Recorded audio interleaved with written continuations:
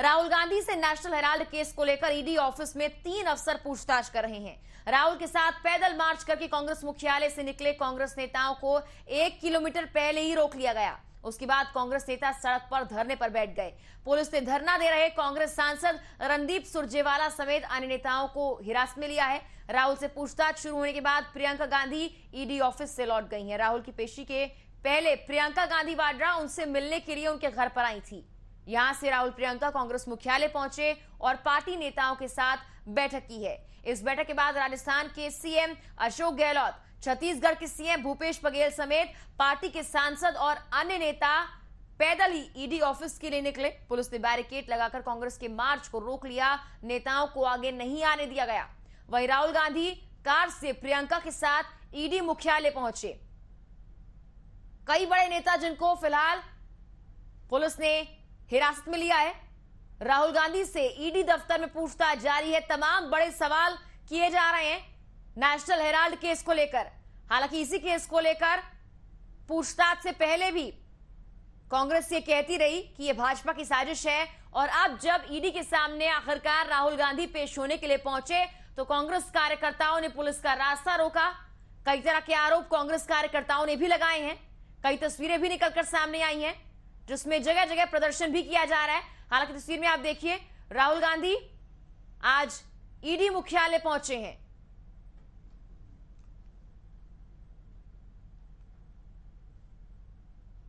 आपको 3 तस्वीरें दिखाते हैं जहां पर अब कांग्रेस कार्यकर्ताओं का प्रदर्शन बढ़ता जा रहा है। जहां पर राहुल गांधी मुख्यालय पहुंचे, वहीं पर कांग्रेस कार्यकर्ताओं ने लखनऊ में प्रदर्शन किया है। पहली तस्वीर आप देखिए, प्रदर्शन के दौरान जमकर नारेबाजी की जा रही है। सड़कों पर बैठ गए कांग्रेस कार्यकर्ता राहुल गांधी को लेकर। ये नारेबाजी और भाजपा पर लगातार आरोप। दूसरी तस्वीर आप देखिए, पोस्टर के साथ कांग्रेस कार्यकर्ताओं का हल्ला बोल। पोस्टर में लिखा है कि कांग्रेस लड़ेगी, झुकी नहीं है, लड़ेगी। हालांकि भाजपा की साजिश बताया है कांग्रेस कार्यकर्ताओं ने इसे। उसके बाद जब मामला यहां पर बिगड़ा और हालात नहीं संभल रहे थे तो कांग्रेस कार्यकर्ताओं को पुलिस ने हिरासत में लिया है। तीसरी तस्वीर आप देखिए, और कई बड़े नेताओं को फिलहाल पुलिस अपने साथ ले गई है। दूसरी ओर ईडी मुख्यालय में राहुल गांधी से पूछताछ हो रही है। ये 3 तस्वीरें आपको हम दिखा रहे हैं। जमकर नारेबाजी की गई है। भारी पुलिस बल तैनात किया गया था। पुलिस ने सभी कांग्रेस कार्यकर्ताओं को हिरासत में लिया है। इस दौरान कांग्रेस कार्यकर्ताओं ने जमकर नारेबाजी की है।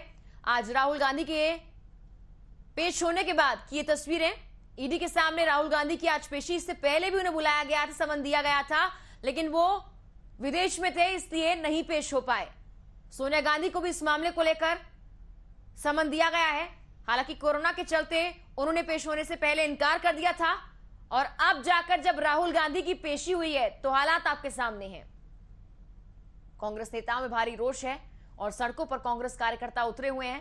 हाथों में बैनर, पोस्टर लगे हुए हैं।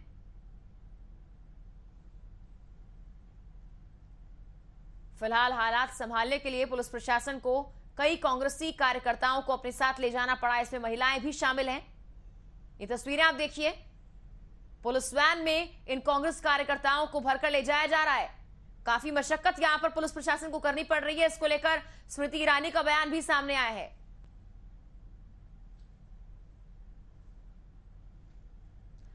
हमारे साथ फिलहाल स्वामीनाथ जायसवाल जुड़ गए हैं, कांग्रेस नेता है। स्वामीनाथ जी, न्यूज वॉच इंडिया पर आपका स्वागत है।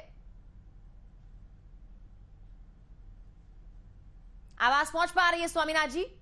हाँ, आ रही है। स्वामीनाथ जी, मैं देख पा रही हूँ शायद आप भी जो है इसी प्रदर्शन में शामिल हो रहे हैं। एक बार आप अपने आसपास दिखाएंगे कि क्या पोस्टर में क्या लिखा है? मैं प्रदर्शन में शामिल होकर, अरेस्ट होकर अभी छूट के मैं थाने से आ रहा हूँ।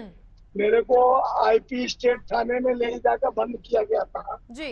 और मैं सुबह अपने कार्यालय 24 अकबर रोड 8 बजे जा रहा था, तभी पुलिस इंटरटेनमेंट पुलिस ने गिरफ्तार कर लिया था।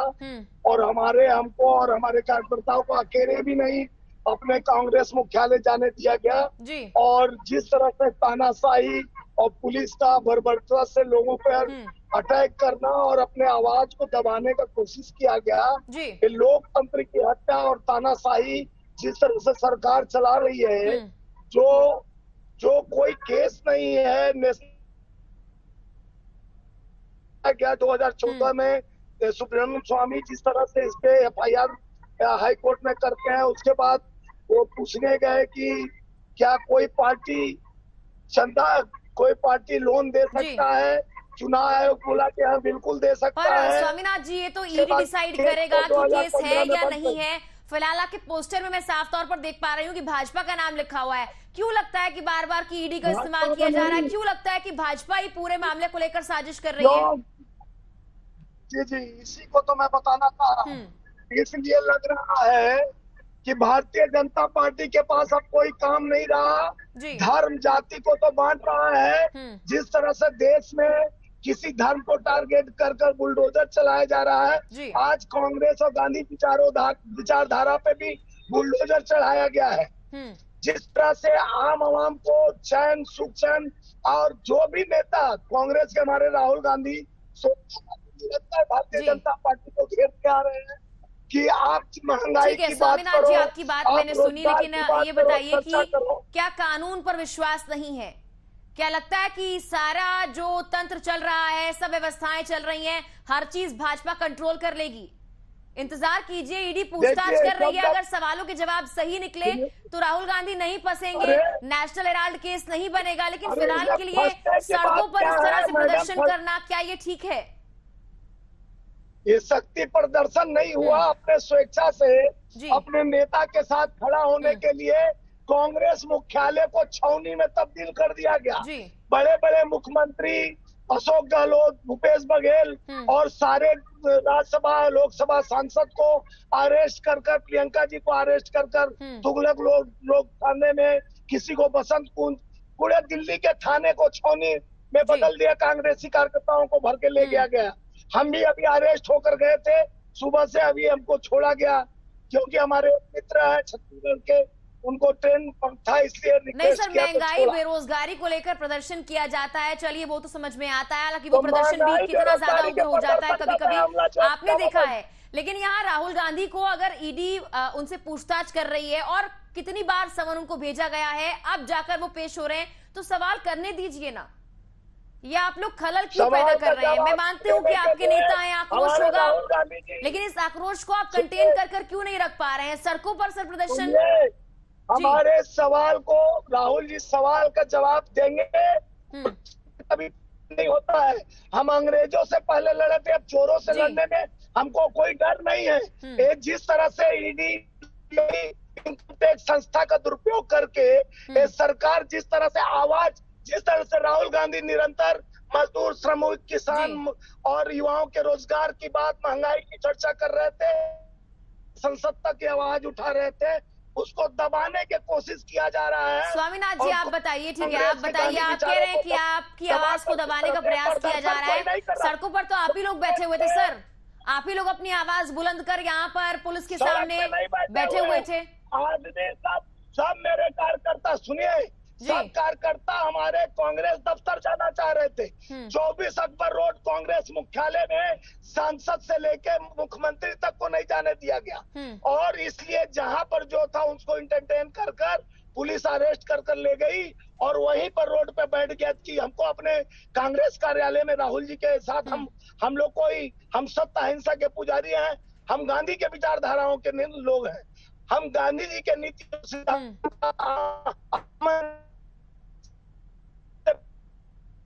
सर। लेकिन आप कानून के रास्ते में नहीं आएंगे ना। अगर आप अहिंसा के पुजारी हैं तो आप कानून के रास्ते में क्यों आएंगे? आपने खुद ही कहा कि कांग्रेस लड़ेगी, आपके पोस्टर पर लिखा हुआ है कांग्रेस लड़ेगी, कांग्रेस झुकेगी नहीं। लेकिन सर, जब बात आती है ईडी सवाल करे तो सवाल तो करने दीजिए ना। आप लोगों ने सुबह से होहल्ला सड़कों पर किया हुआ है, उसके बाद आपकी खुद की गिरफ्तारी भी, आपने बताया कि आपको पुलिस ने छोड़ भी दिया है।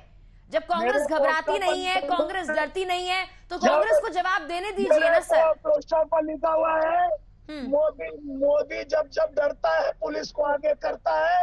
मोदी जो बीजेपी जब घबराती है ईडी को आगे करती है, सीबीआई को आगे करती है और इनकम टैक्स का। और जब कांग्रेस घबराती है सर तो कांग्रेस कार्यकर्ताओं को आगे कर दिया जाता है। आज सवाल पूछे जा रहे हैं, आप सवाल का जवाब देने दीजिए ना, कुछ वक्त का इंतजार कर लीजिए। जब आपने इतना इंतजार कर लिया है, पेशी इतने दिनों के बाद हो रही है, तो थोड़ा इंतजार तो बनता है ना। सड़कों को इस तरह से घेर लेना, महिलाओं के साथ प्रदर्शन करना, आप जानते हैं कि पुलिस के लिए कितना मुश्किल होता है कानून व्यवस्था को संभालना। ठीक है स्वामीनाथ जी, एक मेरी बात सुनिए, अगर यही कोई आम आदमी होता जिसको ईडी पूछताछ के लिए लेकर जाती, क्या आप प्रदर्शन करते इतनी बड़ी संख्या में? सुनिए, हमारे एक राष्ट्रीय नेता को और हमारे कांग्रेस के अध्यक्ष को, जिनकी छवि को खराब करने का कोशिश किया जा रहा है जी। और ईडी जो केस 2015 में क्लोज कर दिया गया, जिसमें कोई साक्ष्य नहीं मिला, चुनाव आयोग ने भी क्लियर कर दिया। उसके बाद इसको जिस तरह से प्रोपगंडा बनाकर मोदी द्वारा देश को भ्रमित करने का कोशिश किया जा रहा है, उसमें सवाल तो नहीं खड़ा करती आप कि क्यों मोदी इस्तेमाल करता, अपने सत्ता का दुरुपयोग करता है, किस तरह से ईडी सीबीआई का प्रयोग कर देश के लोकतंत्र का हत्या करके और कांग्रेस का आवाज दबाने, जनता आम स्वामीनाथ जी, आपने खुद कहा कि केस पहले बंद हो चुका है, साक्ष्य नहीं मिले। क्या साक्ष्य नहीं मिले तो राहुल गांधी को या सोनिया गांधी को कोई गिरफ्तार कर पाया? कि किसी कांग्रेस के नेता को कोई गिरफ्तार कर पाया? अगर आज साक्ष्य नहीं मिलेंगे, आज सवालों के जवाब सही आएंगे, तो आज भी गिरफ्तारी नहीं होगी। तो उसके लिए प्रदर्शन करने की क्या जरूरत है? लेकिन अपने सत्य अहिंसा का जो हमारा गांधी विचारधारा है, हमारे छवि को धूमिल करने की कोशिश किया जा रहा है। जिस तरह से उन्होंने धर्म को, जिस तरह से एक प्रोपगंडा बना के उनकी प्रवक्ता नुपुर शर्मा देश में जैसे 17 राज्यों में जिस तरह का हिंसा का घटना घटा, ये सब काम कौन करा रहा है? देश में धुआं जलाने का कोशिश किया जा रहा है। जात पात धर्म, अब कुछ नहीं बचा तो एक कांग्रेस को आवाज, जो विपक्ष की मजबूत आवाज है, जो राहुल गांधी निरंतर महंगाई और निरंतर रोजगार की। सर नहीं, आपका ये तो कहना है कि ठीक है भाजपा जो करा रही है, लेकिन देश में अभी जो हिंसा हुई है उसमें क्या किसने किया, तस्वीरें सब कुछ बयां करती हैं। हर कहानी तस्वीरों में हमने देख ली है। उस हिंसा पर आपका रोष क्यों नहीं सामने आया? अरे भारतीय जनता पार्टी का प्रवक्ता बैठकर किसी धर्म को टारगेट कर, चाहे हिंदू धर्म का हो, सिख का हो, तो सर आप फिर हिंसा को एक्सेप्ट करेंगे? आप बचाव करेंगे कि हिंसा होनी चाहिए? अगर इस तरह का बयान दिया गया है, माफी मांगी गई है, भाजपा ने कार्रवाई कर दी है, एफआईआर नुपुर शर्मा पर हो गई है, लेकिन उसके बाद भी हिंसा होनी चाहिए थी क्या इस तरह की? हो गई, अभी अरेस्ट नहीं हुई है, एफआईआर हुई, अरेस्ट क्यों नहीं हुआ अभी तक? नहीं सर, तो आप क्या चाहते हैं कि जो हिंसा में कहा जा रहा था, धमकियां नुपुर शर्मा को मिल रही थी, क्या वैसा होना चाहिए उनके साथ? नुपुर शर्मा भारतीय जनता पार्टी का एक मंसूबा है। देश में जिस तरह से ये हिंदू मुस्लिम करा के राइट कराना चाह रहे हैं, देश में उन्माद फैलाना चाह रहे हैं, देश में अमन शांति और अमन शांति चल रहा है, उसमें खलल डाल रहा है। ये आप धर्म की राजनीति। चलिए ठीक है स्वामीनाथ जी, तो देखने वाली बात है कि कौन अब क्या करेगा और जो आरोप जिस पर लग रहे हैं कितने से धो पाते हैं। हालांकि फिलहाल जो प्रदर्शन आप लोग कर रहे हैं उसका रिजल्ट भी आपको दिख रहा है। अगर शाम तक का इंतजार कर लेंगे तो शायद लगता है कि जो आप कह रहे हैं वो सही भी साबित हो सकता है। फिलहाल धन्यवाद सर जुड़ने के लिए हमारे साथ, प्रतिक्रिया अपनी देने के लिए।